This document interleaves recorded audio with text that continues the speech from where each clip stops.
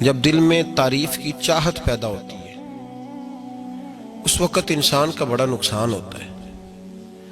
پھر اسے ہر وہ شخص برا لگتا ہے جو اس کے لیے اچھے جملے نہیں کہتا۔ کبھی بھی کوئی چاہت پیدا نہ کریں، اور اگر آپ نے نیک کام کر کے یہ چاہت پیدا کی کہ لوگ میری تعریف کریں، لوگ مجھے اچھا کہیں، تو پھر شریعت اس کو ریاکار کہتی ہے۔ اس کی تعریف نہیں ہوتی بلکہ اس کی مذمت ہوتی ہے۔ نبی پاک سید عالم صلی اللہ علیہ وسلم نے فرمایا، لوگ پہاڑوں کے برابر نیکیاں لے کے قیامت کے دن اللہ کی بارگاہ میں آئیں گے تو رب کریم فرمائے گا اس کا اجر اسی سے جا کے مانگو جس کو دکھانے کے لیے تم کرتے رہے ہو، میرے لیے تو کی نہیں، اس سے لے لو جو چاہت تھی نا تمہاری کہ فلانا میری تعریف کرے۔ تعریف کا ذوق ختم کریں۔ رب تبارک و تعالیٰ کے بندوں کی تعریف کی ضرورت ہی نہیں، کی حاجت ہی نہیں۔ ان کی توجہ یہ ہے کہ میرا رب اور میرا رسول مجھ سے راضی ہے کہ نہیں۔ یہ جو سیاست ہے نا، سیاست اس کو بھی راضی رکھنے کی، اس کو بھی راضی رکھنے کی، اس کو بھی سیٹ رکھنے کی، اس سے باہر نکلنا۔ ایسا ممکن ہی نہیں ہو سکتا کہ آپ ساری دنیا کو سیٹ رکھ سکیں۔ تعریف کی خواہش جو لوگ پیدا کرتے ہیں، حضرت عمر فاروق رضی اللہ تعالیٰ عنہ فرمایا کرتے تھے، جو میری تعریف کرتا ہے میرا دل کرتا ہے میں اس کے منہ میں مٹی ڈالوں، یہ میرا کس طرح کا دوست ہے۔ تو کہا حضور پھر کیا کریں جن کو آپ سے پیار ہے؟ فرمانے لگے اگر مجھ سے پیار ہے تو میرے لیے دعا کریں، میرے لیے دعا کریں جو میرے لیے ذخیرہ بنے۔ ہم قائل ہو گئے ہیں تعریف کے، کوئی کام کر کے لوگ فوراً رزلٹ مانگتے ہیں، فوراً۔ بہت سارے لوگ ہیں اور نعت کے بعد وہ یہ مانگتے ہیں کہ کہا جائے کہ تم نے بڑا، کیا بچے کیا بات ہے تمہاری۔ قاری صاحب کہتے ہیں کہ تعریف کی جائے کہ میں نے تلاوت کی تو آج حدی ہو گئی۔ واعظ کرنے کے فوراً بعد کہتا ہے آج پھر دیکھا کیسے جملے کہے، تو ضائع ہو گیا کام۔ ایسا نہیں کریں۔ جس بندے نے کہا میری تعریف کرو، جس نے کہا اس نے تو اجر مانگ لیا۔ تو جو اجر مانگتا ہے وہ محبوب نہیں ہوتا، وہ سوداگر ہوتا ہے، وہ پیار نہیں کر رہا، وہ تو تجارت کر رہا ہے۔ جس نے کہا میرا نام لو میری تعریف کرو تو اس نے تجارت کی ہے۔ یہ شفقت کے ساتھ کوئی بزرگ کسی کے لیے خیر کے جملے کہہ دیں تو وہ ذخیرہ آخرت بن جاتے ہیں، وہ ذخیرہ آخرت بن جاتے ہیں۔ لیکن خواہش کرنا کہ میری تعریف ہو اور مجھے تعریف ملے گی تو میں آگے بڑھوں گا، شریعت اسلامیہ اس کو سخت ناپسند کرتی ہے۔ نبی پاک صلی اللہ تعالی وسلم کے غلام کہتے ہیں دل کرتا ہے مٹی ڈالیں۔ اور ویسے بھی تعریف اور خوشامد میں فرق ہوتا ہے۔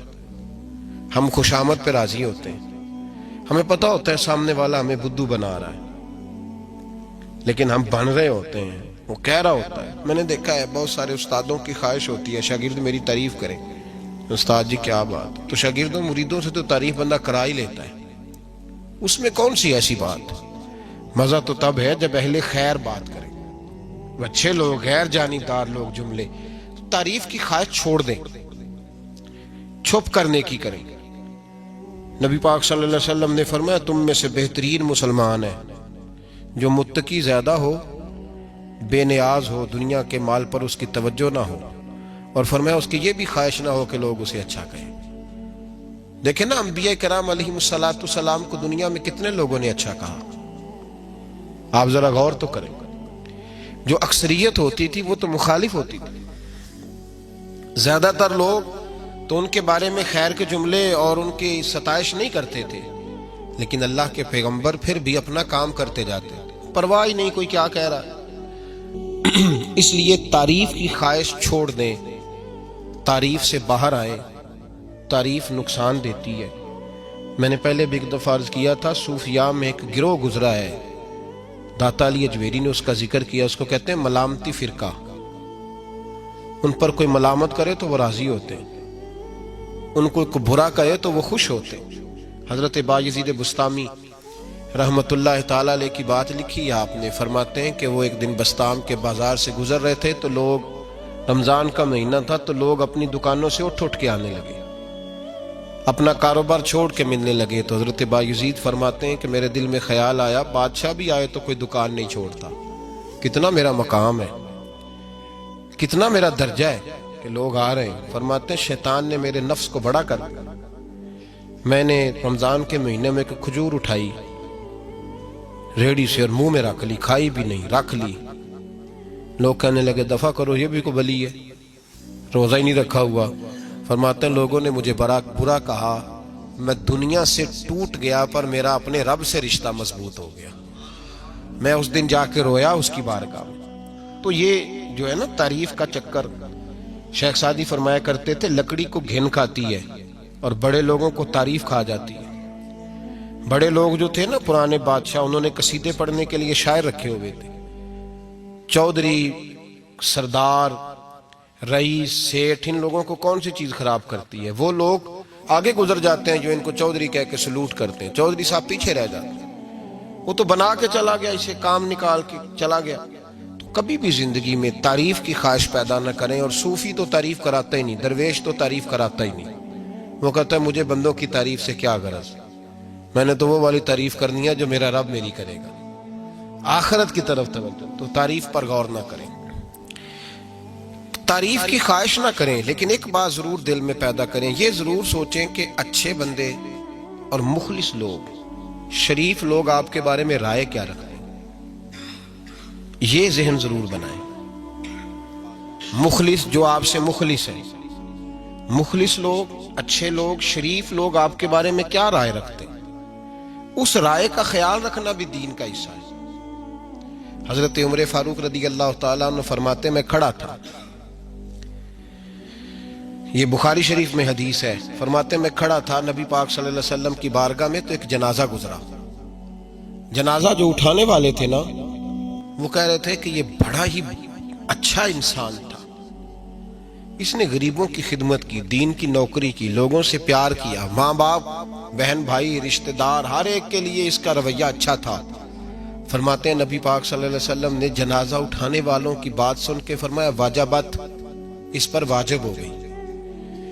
حضرت فاروق اعظم رضی اللہ تعالیٰ عنہ فرماتے ہیں تھوڑی دیر کے بعد ایک اور جنازہ گزرا، تو جنازہ اٹھانے والے کہہ رہے تھے بڑا شریر آدمی تھا، زبان کا برا، دھوکے باز، فراڈیا، بے ایمان، مال کھانے والا لوگوں کا، لوگ یہ باتیں کر رہے تھے۔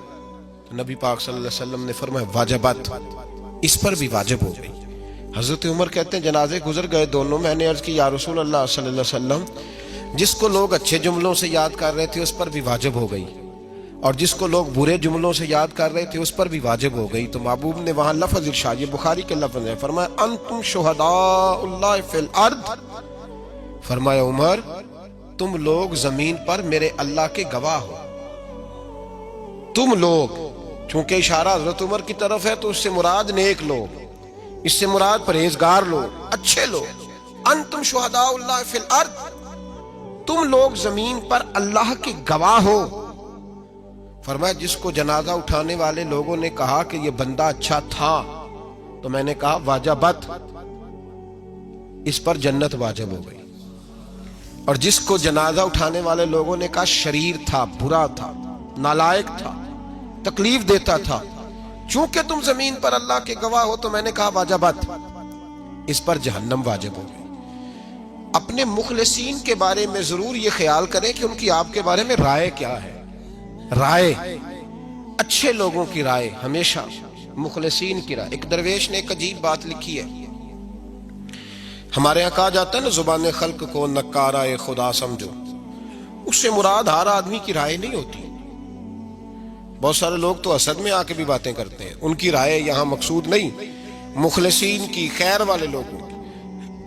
اچھے کچھ لوگ تو ایسے ہوتے ہیں جن کی کسی کے بارے میں بھی رائے ٹھیک نہیں ہوتی، وہ جب بھی بات کرتے ہیں یا حسد کی بنیاد پہ کرتے ہیں یا بغض اور کینے کی، ان کی بات نہیں۔ لیکن باقی جو خیر والے لوگ، مثبت جو طبقہ ہے، جو اچھی سوچ کا حامل، وہ ہمیں پتہ ہوتا ہے کون سا بندہ کس طرح کا۔ ایک درویش کہتے ہیں کہ ایک دفعہ طوفان آ گیا ہماری بستی میں، تیز طوفان، تو ایک آدمی بہت بڑے درخت کے نیچے کھڑا تھا، تو ایک شخص نے اس کو کہا بھائی طوفان بڑا سخت آنے والا ہے، پتہ نہیں کیا بنے گا، گھر چلا جا۔ اس نے کہا میرا اللہ مجھے بچا لے گا۔ ایک اور بندہ دور سے دوڑا آیا، اس نے کہا بھائی تو شاید خیال نہیں کر پا رہا، طوفان آنے والا ہے، بڑا سخت بڑا تیز طوفان آنے والا ہے۔ ہاں تیز طوفان آئے گا، گھر چلا جا، بچ جائے گا۔ اس نے کہا میرا اللہ بچائے گا۔ پھر ایک تیسرا شخص آیا جو اس سے پیار کرتا تھا، اس نے بھی یہی جملے کہے، کہا گھر لوٹ جا، طوفان تیز ہے، تو بچ جائے گا ورنہ پتہ نہیں کیا بنے گا۔ تین لوگوں نے پیغام دیا، اس نے تیسرے کو بھی کہا میرا اللہ مجھے بچائے گا۔ اب وہ لوگ تو چلے گئے، اچانک طوفان تیز آیا، درخت کا ایک بہت بڑا حصہ ٹوٹا، موٹی لکڑی ٹوٹی، اس کے سر پہ لگی، بندہ انتقال کر گیا۔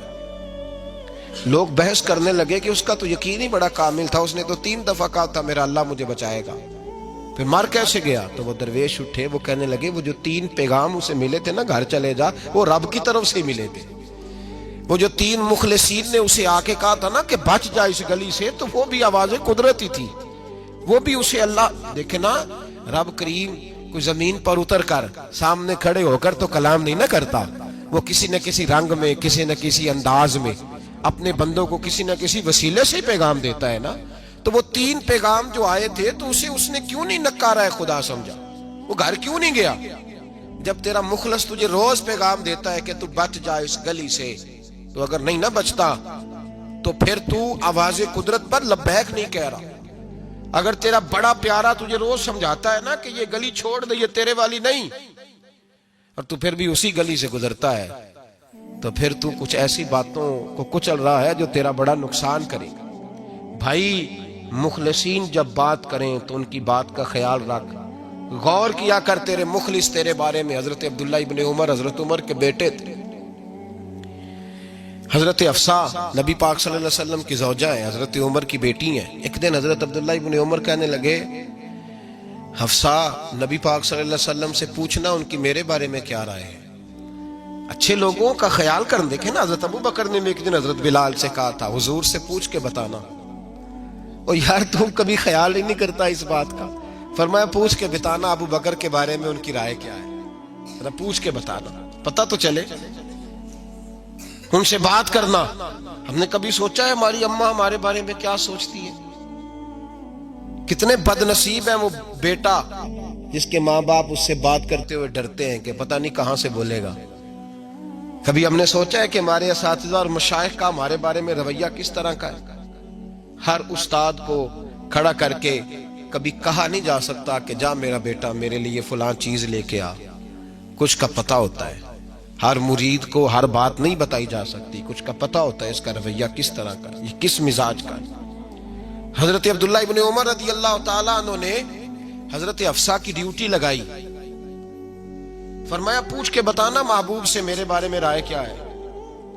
نبی پاک صلی اللہ تعالی وسلم شام کو گھر آئے تو وہ بہن تھی نا، انہوں نے تو کہا جب کبھی موقع ملے تو وہ بہن تھی، انہوں نے کہا موقع کی کیا بات ہے، میرے بھائی نے کام بتایا۔ اسی دن ہی محبوب پاک علیہ السلام سے پوچھنے لگی، کہنے لگی یا رسول اللہ عبداللہ ابن عمر کے بارے میں آپ کی کیا رائے ہے؟ تو میرے محبوب علیہ السلام نے فرمایا عبداللہ لڑکا تو بڑا اچھا ہے تو رجل صالح، نیک ہے، لیکن میں نے سنا ہے کہ عشاء پڑھ کے سوتا ہے اور فجر کی نماز تک سویا ہی رہتا ہے، وہ 2 نفل بھی تہجد کے نہیں پڑھتا۔ فرمایا یہ اس کی کمزوری مجھے پسند نہیں، یہ اس کا انداز مجھے بھلا نہیں لگتا، یہ خامی ہے اس کی کہ عشاء کے بعد غافلوں کی طرح بستر پہ لیٹتا ہے اور پھر فجر تک لیٹا ہی رہتا ہے، اس کو چاہیے کچھ وقت اٹھ کے رب کی عبادت بھی کرے۔ حضرت حفصہ کہتی ہے میں نے کہا کہ بھائی محبوب کہتے ہیں بندہ تو بڑا اچھا ہے پر فجر تک غافلوں کی طرح سویا رہتا ہے، رات پوے تے بے دردانو نیند پیاری آوے، درد مندانو یاد سجن دی ستیاں میان جگاوے۔ اور ساون کی کالی راتوں میں جب بوندا باندی ہوتی ہے وہ راتوں کو اٹھ اٹھ روتے ہیں جب خلقت ساری سوتی۔ فرمایا وہ سویا رہتا ہے۔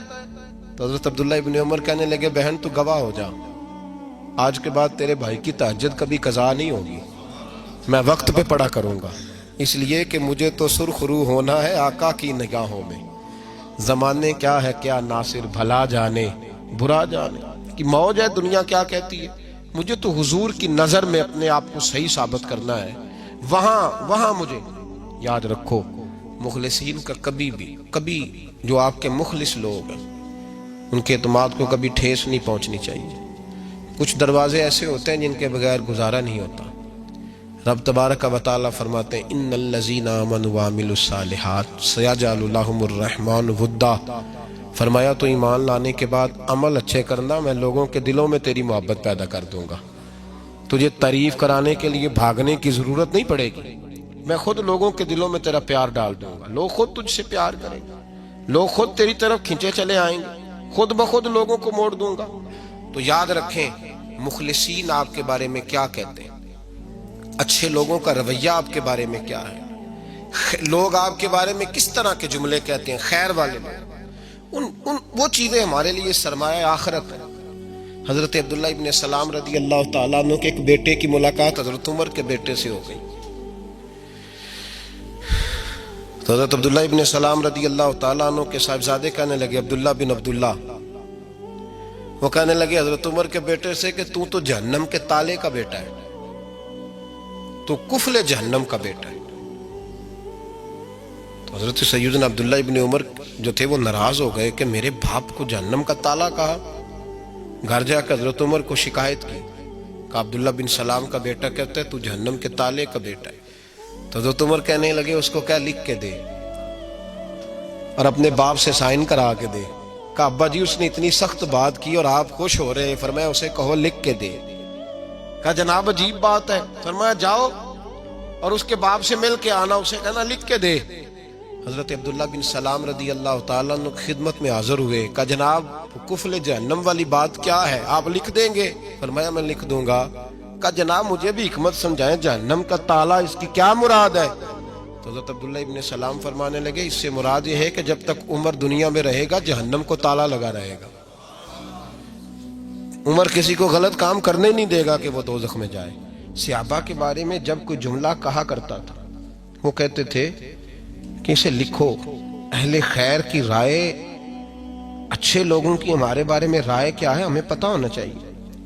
اچھے لوگ ہمیں پتہ ہوتا ہے شہر کے لوگ ہمارے بارے میں کیا کہتے ہیں، ہمیں پتہ ہوتا ہے کہ غریب لوگوں کی ہمارے بارے میں رائے کیا، ہمیں پتہ ہوتا ہے کہ دکھی بہن ہمیں کس طرح دیکھتی ہے، ہمیں پتہ ہوتا ہے کہ کمزور رشتہ دار ہمارے لیے کس طرح کا رویہ رکھتے ہیں، ہمیں پتہ ہوتا ہے کہ ہمارے دوست احباب ہمیں کس طرح کا جانتے ہیں۔ اپنے رویوں میں تبدیلی لائیں، دیکھیں کہ اچھے لوگوں کی آپ کے بارے میں رائے کیا ہے، اس رائے کو سنبھال کے رکھیں۔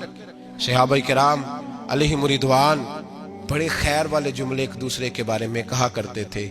حضرت علی فرمایا کرتے تھے کہ عمر دنیا میں اس طرح ہے جس طرح خدا کی رحمت کا بادل برس رہا ہے، اور جناب عمر فرمایا کرتے تھے اگر علی ہمارے درمیان نہ ہو تو ہم تو ہلاک ہی ہو جائیں، علی ہے تو ہم بچے ہوئے ہیں۔ ایک دوسرے کے بارے میں خیر کا جملہ ان کی زبانوں پہ رہتا تھا اور وہ اس رائے کا لحاظ کرتے تھے، وہ اس رائے کا پاس کرتے تھے۔ ہم لوگ بھول گئے ہیں، ہم کبھی سوچتے ہی نہیں کہ فلاں میرے بارے میں خیر کا جملہ کہتا ہے کہ نہیں، عام دنیا داروں کی بات نہیں۔ تو بھائی یہ دیکھیں کہ اچھے لوگ آپ کے بارے میں کیا کہتے ہیں، اس گواہی کو سنبھال کے رکھیں، وہ گواہی صبح قیامت کام آئے گی۔ خیر کے جملے صبح قیامت، یہ زمین پر جو لوگ ہمارے بارے میں جملے کہیں گے یہ کرامن کاتبین لکھ کے لے کر کے جائیں گے۔ ایک جنازہ گزر رہا تھا تو نبی پاک صلی اللہ تعالی وسلم نے فرمایا مسترج او مسترج منہ، فرمایا یا یہ نجات پا گیا ہے یا لوگ اس سے نجات پا گئے، یا یہ نجات پا گیا یا لوگ نجات پا گئے۔ حضرت انس بن مالک کہتے مجھے وجد ہو گیا، میں نے کہا حضور کیا مطلب؟ تو میرے محبوب پاک علیہ الصلوۃ والسلام نے فرمایا اگر تو یہ انسان اچھا تھا تو پھر آج نجات پا گیا ہے، اپنے خدا کی رحمت میں پہنچ گیا، اور اگر یہ برا تھا تو پھر دنیا اس سے نجات پا گئی۔ لوگوں کی جان چھوٹ گئی، لوگوں کی جان چھوٹ گئی، جان چھوٹ گئی۔ لوگ جنازوں پہ بھی کہتے ہیں اس نے بڑے قبضے کیے، اس نے بڑے ظلم کیے، اس نے بڑا کچھ کیا۔ جنازوں پہ بھی لوگ باز نہیں آتے۔